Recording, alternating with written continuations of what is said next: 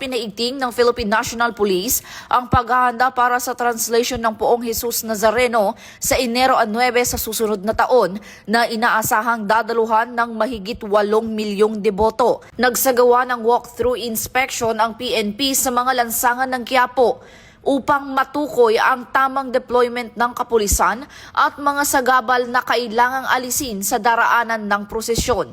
Aabot sa 14,000 pulis ang itatalaga mula Quirino Grandstand hanggang sa Quiapo Church. Layunin ng paghahandang ito na masiguro ang kaligtasan, kaayusan at kabanalan ng prosesyon kasabay ng panawagan sa mga deboto na sumunod sa alituntunin ng pulisya at simbahan. Patunay ng bagong PNP para sa bagong Pilipinas, serbisyong mabilis, tapat at nararamdaman.